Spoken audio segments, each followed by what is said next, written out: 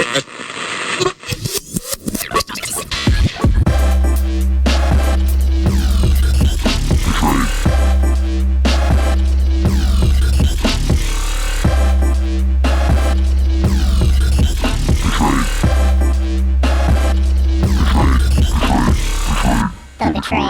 back to The Trade. I'm Gina Beck. This is Drew Williams. Thank you for listening, liking, commenting, and subscribing. We appreciate y'all, especially the reviews on Apple Podcasts. It really means a lot. Yeah, and like always, thank you for the continued support, continued engagement, and the hashtag Banana Cats. And if you have a betrayal story and you want to come on, check the links in the description and reach out, and we'll get back to you. Absolutely. How are you, Drew? I'm doing all right, G. How are you? I'm good. Excited to get into this podcast today. It's the beginning of 2021. I hope y'all are doing well and have a bunch of goals and, just have a good year, a better year than last year. Yeah, try and be more positive this year. At least that's what we're trying to do over here. This took place in Massachusetts. A police officer responding to a shoplifting incident but decided that punishment didn't fit the crime. So he bought groceries for the suspects instead. It was 5 days before Christmas when Officer Matt Lima responded to a stop and shop responding to a report of shoplifting. Upon his arrival, the officer learned that two women with two young children had not scanned all of their groceries at the self-checkout before exiting the store with numerous items not scanned. Lima took the two suspects aside and learned they had fallen upon hard times and attempted to take additional groceries so they could provide a Christmas dinner for the two children. The mother of the children was not working and had some other family issues going on, and what she had taken was Christmas dinner for the kids. Officer Lima served the two women notice not to trespass forms and refused to file criminal charges. Lima's boss, Chief George McNeil, said that this incident is a true testament of the officer's great character and decision-making. The two children with the women reminded me of my kids, so I had to help them out, said the officer.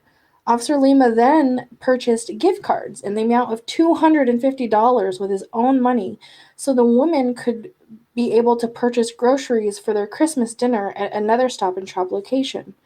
I would like to personally commend Officer Lima for his actions, Chief McNeil said. They exemplify what it means to protect and serve the members of our community. He made the generous decision to not press charges and instead ensure that they would have a Christmas dinner they could enjoy. These type of stories, like, I think people need to hear more of them. I think there's a lot more police officers that are like Officer Lima than there are, the corrupt bad cops that just want to give you a ticket and put you in jail. Right. People have a lot of negative things to say about law enforcement, but there is a lot of positive to say that is not blasted on the news or, just right under people's noses that people don't really pay attention to. Because, negativity attracts more viewers than the positivity, obviously. So it's good to talk about stuff like this, like you said. And something that correlates with it is around the same time that this was posted, a pastor, had a news story come out about his bike being stolen.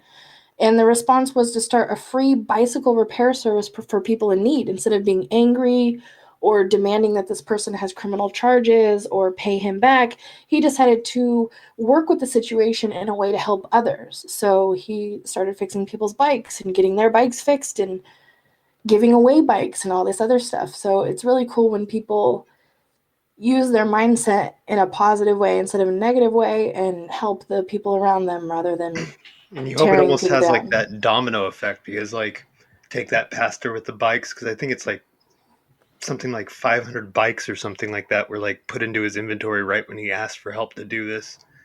The domino effect of what that officer did for that family. The kids might look at officers different now. They didn't charge my mom more. We still got Christmas dinner. You know what I mean? That those type of impressions, I think, can be long lasting and good for society.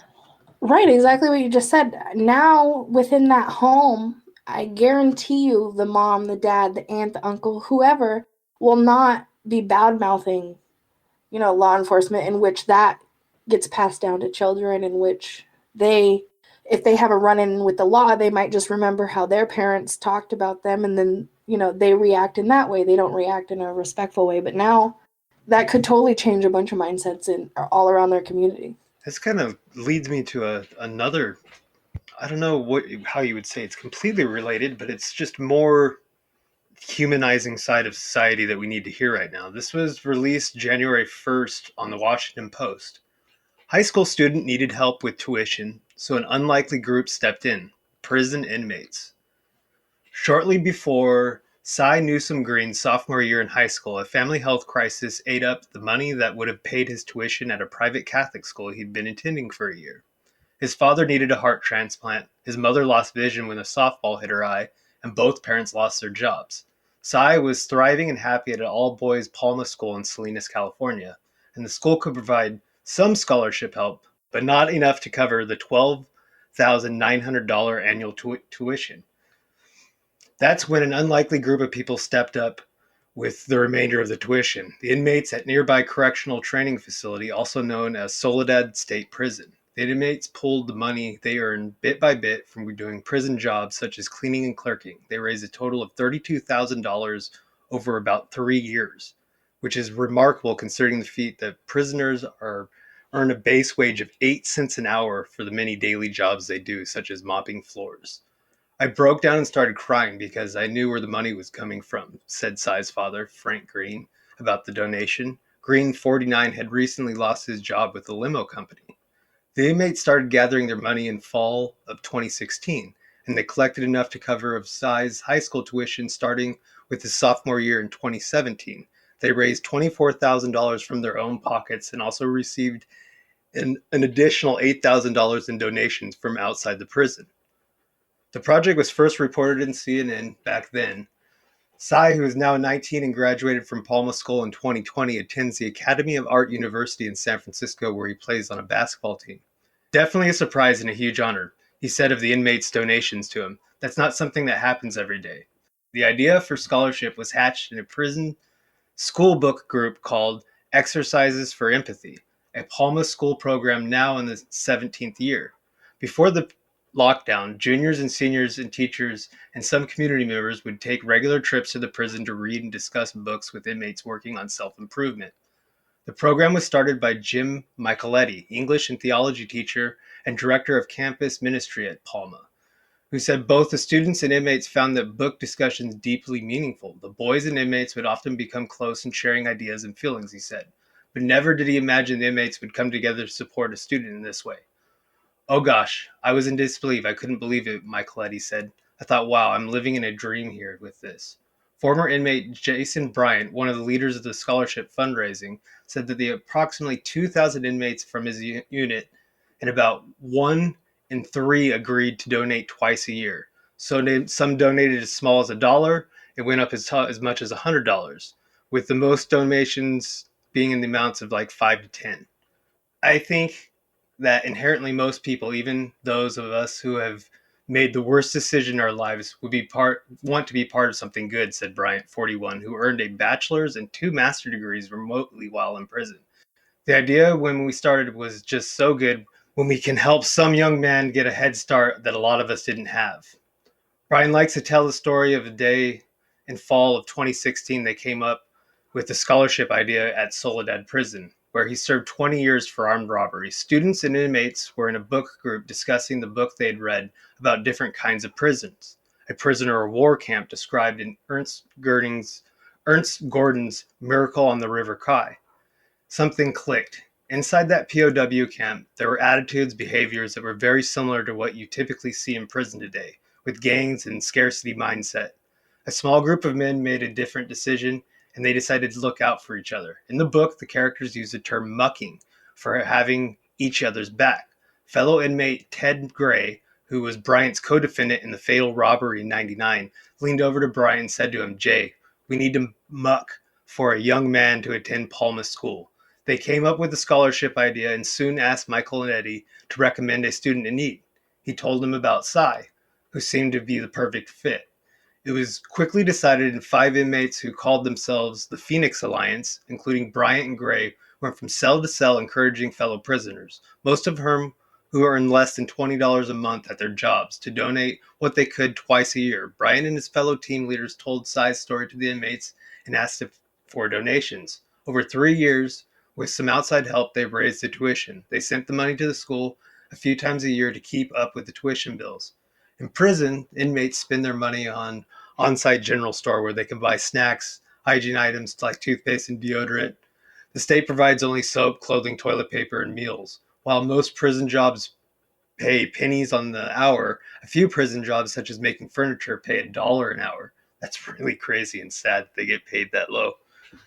The $32,000 that the inmates raised include $8,000 kicked in by creating restorative opportunities and programs, a nonprofit group that Gray and his father started in 2008.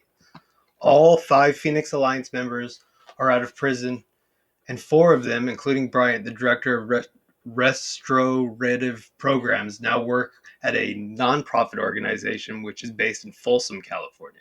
So this was just another one of those stories, and this goes into super detail about how they got the program going and things like that. But it was just really cool to see guys, like I was saying, how crazy it is making 8 cents an hour, donating twice a year to put some kid that's not even their own through school. And it's just, I think it's just a testament of how cool humans can be when they want to be. Even some people stuck in really bad situations like state prison. Yeah, 100%.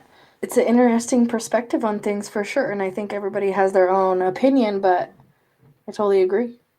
But yeah, that was just one of those things that I don't know. I like seeing more positive things like that, especially coming from a big platform like Washington Post, who never really has anything positive to say, I feel like.